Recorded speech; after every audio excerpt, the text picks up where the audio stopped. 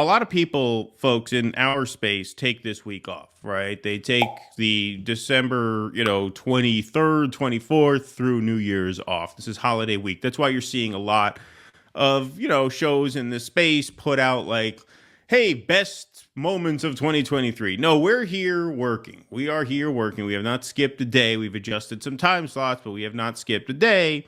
We are hard at work through the holidays. You know who's not hard at work through the holidays? Joe Biden. Here he is, arriving in St. Croix. Do you say it's St. Croix or St. Croix? It's Croix, right? That's how you pronounce it. I mean, we say it that way. Probably if you were civilized, you would say Croix, but we're not from a civilized nation. Right. Where we are Americans. Big-bellied, big-mouthed, pea-brained Americans, so we say St. Croix. I don't need this. I don't need this working-class hero crap.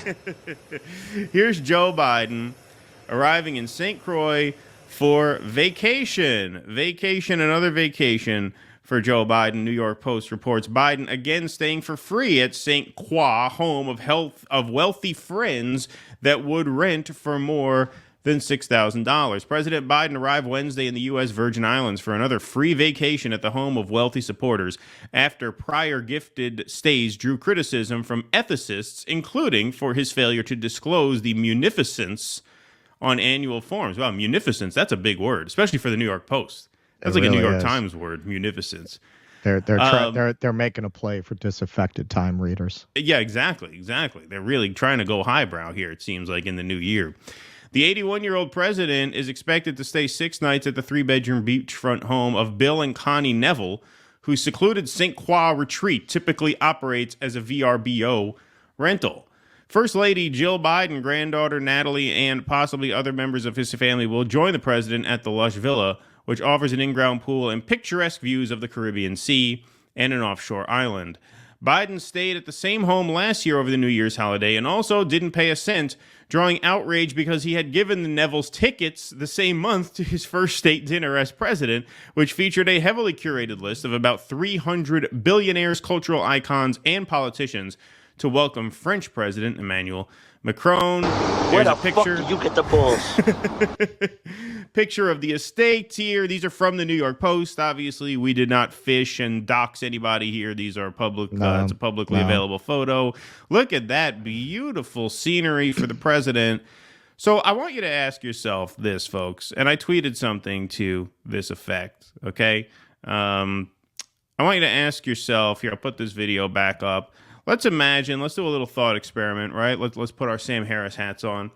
Imagine you're the most powerful man in the world, or woman in the world, or non-binary, whatever. The most powerful person on Earth. I'm going to make this as universal a thought experiment as possible. Imagine you're Dylan Mulvaney. Right, exactly. Imagine you are the most powerful person in the world, and there is a world historic atrocity happening that you have the power, as the most powerful person on Earth, to stop at any moment.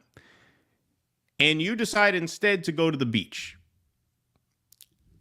This is why I say these people in power, these rich people, these oligarchs, these politicians, they're just wired differently.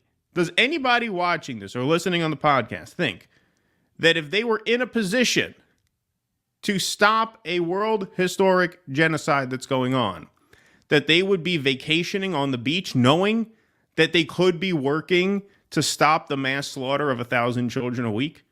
Is there anybody who would even contemplate going to the beach when you have the power to stop this absolute horror show?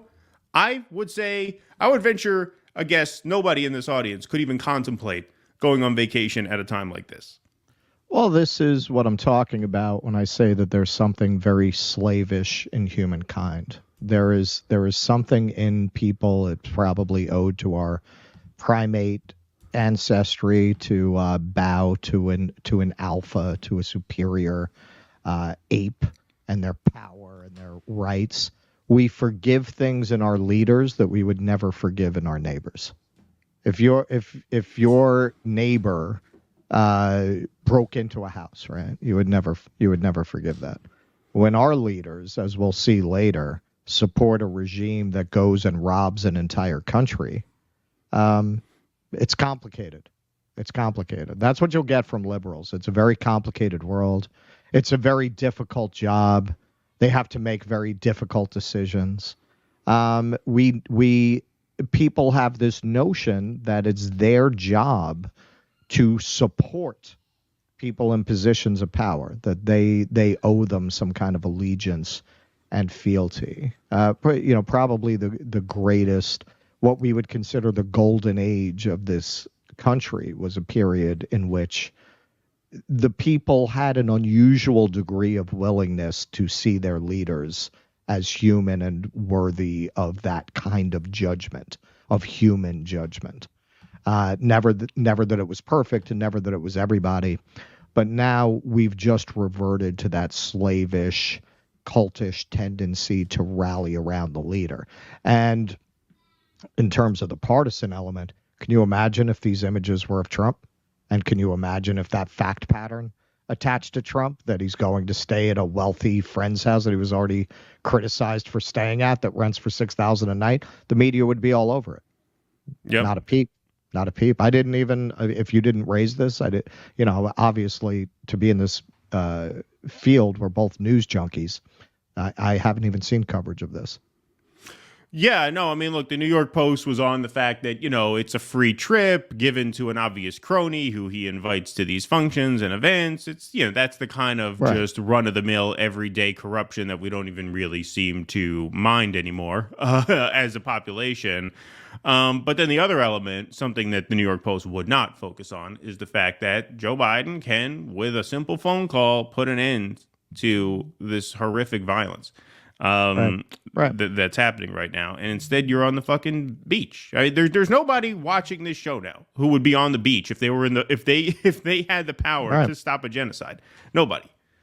Well, I think even if, to your point, even if you don't start out that way, you end up that way. You don't rise to this level of power without being somebody who can behave like that.